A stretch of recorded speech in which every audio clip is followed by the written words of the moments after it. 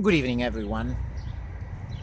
A short thought on the theme of hospitality this afternoon, and I would like to start it by meditating on a verse that is found in the book of Hebrews, in the Epistle to the Hebrews, the 13th chapter, the second verse. Do not neglect to show hospitality to strangers, for by doing that, some have entertained angels without knowing it. Now, obviously, on one hand, this is an encouragement from the writer of the Epistle to the Hebrew to his community to continue the practice of hospitality. But he has in mind a very specific passage in the Old Testament. Now, who is this someone who has entertained angels without knowing it? Of course, it's Abraham. It's the story of Abraham, as this has been described in the book of Genesis, the 18th chapter, verse 1 to 16, where Abraham welcomes in hospitality 3 strangers, and these are revealed to be someone from God. Now, Abraham is obviously the father of all those who believe in God, the Jewish people first, and obviously then the Christians. So what is this story about in Genesis 18?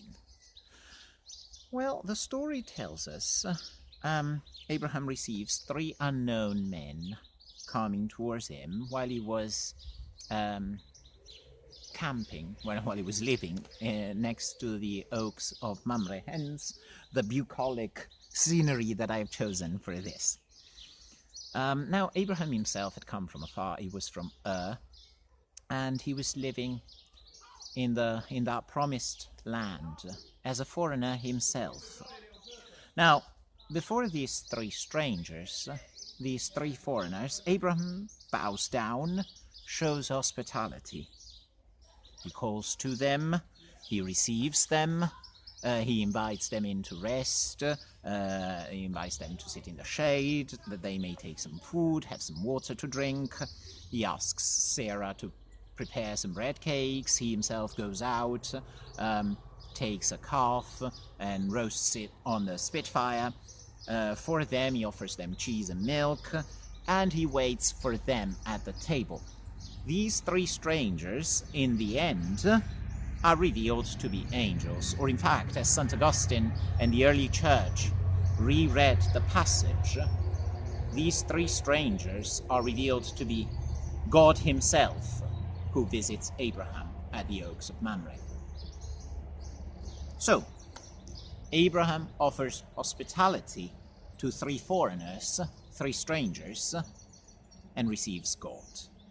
By encountering the strangers, by offering hospitality to the foreigners, in them he has received God. Now, this is fundamental to all Christian spirituality and life of discipleship. If we look at what Jesus says in Matthew 25, for example, when he describes the judgment of God over human beings, he will say, "Come in, blessed of my Father, because I was naked and you gave me clothing. I was a prisoner and you came to visit me. I was a foreigner and you welcomed me. You let me in." And obviously people say, when have we ever done this to you, Lord? And Jesus says, Matthew 25:40, "Just as you did to one of the least of these who are members of my family, you did it to me." Now, what is Jesus saying here? By welcoming the stranger, you have welcomed me. Similar in the story of Abraham, by welcoming the foreigner, Abraham, you have welcomed God. So let's take a closer look at the story for a moment, so to tease out some of the themes on which to reflect a bit more fully, to see whether from this extraordinary page of theology we may be pointed in some specific direction concerning our life of discipleship. Now, I would like to go back to the story. I would like for all of us went back to the story and look at the way verbs are used. in this passage to show how the story unfolds. Now, as we read, Abraham was sitting at the entrance of his tent. He looked up, saw 3 men. When he saw them, he ran from the tent entrance to meet them. He bowed down to the ground before them. Then he invites them to the shade. He invites them to sit down. He makes sure that they eat and drink and recover their strength after traveling. He makes sure that they have a chance to refresh themselves by having their feet washed after the long journey, obviously in the dusty desert road. Why am I saying this? Why am I saying go back and look at the verbs? The story is so clear that Abraham there is not suffering the visit of the 3 strangers. No. He is the eager agent that facilitates, in fact, that makes that visit happen. Then, even more strangely, if you look at verse 8, after he gives milk and curd, cheese, he stood by them under the tree while they ate. Now, he looks at them, he contemplates them. This is incredible. Perhaps they have a message for him. He looks at them and waits. Almost he wants to see if there is anything that he can learn from these 3 strangers that he has just let in. Now, this is the attitude that I think we need to display in any encounter that we as Christians have with the other. Because the other is always a stranger to us, is always someone different to us. The other is always other, is always stranger, is always foreign, because he's always unknown. The other is someone that we don't know, someone that perhaps we struggle to understand, someone who's different to us in terms of religion, perhaps in terms of ethics, language, culture, nationality, social class, you name it. So Abraham welcomes the stranger, the 3 foreigners, and he encounters God. And by the way, in that encounter, he receives salvation, because if you read the end of the story, at the end of the story, the 3 strangers bring Abraham the promise that a year from them, Sarah would have had a child. So he receives salvation in that encounter. He receives the fulfillment of the promise. And this welcoming hospitality is not suffered, we said, but it's liberally provoked. Abraham offers hospitality in generosity, without expecting anything in return and without being forced into it. And in that encounter, he sees God and receives salvation and the fulfillment of the promise. Okay, very good. Now, a couple of questions that I would like to consider as we try to shape our Christian path of discipleship in terms of divine hospitality. First of all, who is this stranger in whom we encounter God? And secondly, what does that encounter with God in the stranger produce? Okay, who is the other? Do we choose him or her? Of course not. By definition, an encounter with the other cannot be selective. We just encounter the stranger as he or she stands in front of us. This is exactly what happens in the passage in Genesis. These 3 men stood in front of Abraham.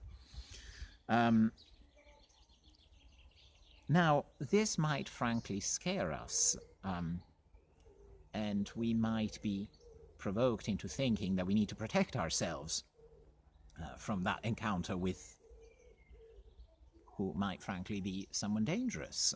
No. We are called to engage with that stranger in front of us. Now, imagine for a moment the birth of a child. The arrival of a child sometimes is expected, sometimes is not expected, sometimes is timely, well-planned, convenient, sometimes is completely untimely, completely inconvenient, completely unplanned. And yet, we are called to always engage with that little child. Imagine a parent that, receiving this newborn baby in their hands, says, no, put him there. Don't care. Can't be bothered now. It's inconvenient. Don't really care. Let him die. That's just inconceivable. Which brings us to the second question. What does this hospitable encounter produce? Go back to the image of the baby. Now, we have been that baby at one point in our life. We ourselves have begun our lives by being welcomed by someone, by being offered hospitality into a family, perhaps, into a society, into a culture, into a history, into a way of seeing things, into a way of interpreting things, interpreting the world. If hospitality is the welcoming of the other, then our very existence today is the product of someone's generous hospitality. So in this sense, hospitality is a life-giving act, and therefore a divine act, an act that comes from God, and which, when we put it into practice, turns us into co-agents and co-partakers of that divine action. The outcome of hospitality, therefore, is always life, the life of God, because God, think of the creed that we repeat every Sunday, I believe in the Holy Spirit, the Lord, the giver of life. And therefore, as a divine act, is a life-giving act, and can only be an act of God. Without hospitality, there can be no life, and therefore there can be no manifestation of God. Think, in fact, of the counterbalance to the story in Genesis 18. Think of the story in Genesis 19 this time, when the three strangers who have visited Abraham and received hospitably by Abraham go to Sodom, where only Lot receives them hospitably. The Sodomites receive them inhospitably, and therefore God cannot be manifested. And in fact, the story ends with the destruction of Sodom. There can only be destruction. It's not a life-giving event anymore. There can only be destruction out of lack of hospitality. Not only, therefore, hospitality produces life, but it also allows that life to grow. Think again, when we were little children, someone fed us, someone allowed us, someone gave us hospitality. And then, growing up, perhaps we encountered the other in someone with whom we fell in love, and we engaged with that other, and perhaps at some point we welcomed children into our life. What am I trying to say here? I'm saying that this path of welcoming hospitality is the path by which we live and we grow and develop as human beings. In this sense, the life-giving path of hospitality is life-giving in as much as it is humanizing. In the life-giving act of welcoming the other, that is the stranger, the foreigner, the different, we act as human beings because we acknowledge, affirm the humanity of the other who's before us. This means that we return to that other the dignity of a human being, that other, that stranger, that different. We return to them the dignity of the human being.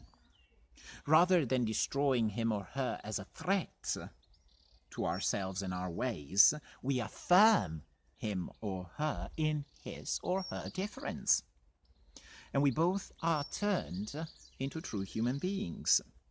And this is why we encounter God in that encounter. Think of the story of Pentecost, where the Holy Spirit turns the Christian community into a truly human community. He gives human beings true humanity, the humanity of Jesus. Now, this gives hospitality a truly Eucharistic dimension. As we break bread together, we encounter Christ, who makes us one with him and one with one another, and therefore grants us communal salvation in their otherness is transformed in this Eucharistic act from a dangerous divider into true companionship. And I'm using that word with an intention, companionship, coming from the Latin cum panis, breaking the bread together. Finally, hospitality is not just a cute thing to do or a good social value of any civilized society. Now, we are obsessed recently in our culture with instilling good British values. No. No. Hospitality and the discipline of hospitality is a quintessentially Christian discipleship practice, stemming out and developing from the fact that in welcoming others, both sides are turned into true humans because God is encountered there, who makes us humans. Now, such an act of encountering a true human being there in this encounter is not a patronizing act of charity. Sometimes we think of, we're often tempted to think of that as helping the less fortunate, giving some money at Christmas for those who cannot celebrate Christmas well. No. If hospitality is to be a humanizing path of Christian discipleship, then it has to affirm the equalizing level of the two sides, the equalizing level of the other towards us and us towards the other. Therefore, we must give the whole of ourselves in that encounter, where we encounter God in the other. Now, think of the story in Luke 21, the story of the widow who goes and gives 2 pennies, giving the whole of what she has, in opposition to the wealthy people who were giving generous amounts of money for charity. If our hospitality is expressed in our lives in acts of surplus charity, then it becomes merely the following of an arbitrary command, not a place of encounter with God in the other. Christian hospitality instead is the welcoming of people into our houses, the welcoming of people into our lives, at our tables, into our time, into our resources, without holding anything back. It is shaped by the logic of gift rather than by the logic of exchange. And in that, it becomes cruciform. What does it mean? It becomes shaped like the generous gift of Christ on the cross. It mirrors the total gift of self of Jesus on the cross. Now, it might seem true, an unreasonable waste, perhaps a dangerous self-opening to an attack. After all, the 3 strangers could have quite easily killed Abraham there as he was bowing before them. And certainly this is what happens to Jesus. Jesus is being killed. Jesus is killed. But as the message of Easter, which we proclaim at this time, in particular in this octave of Easter that we're living, as this message of Easter reminds us, death is not the last word. The last word is the life-giving resurrection, which we encounter in hospitality, because we encounter God in the other. Therefore, let us shape our lives as Christian disciples through hospitality, and let us encounter God, and in that be made truly human beings. God bless you, and happy Easter.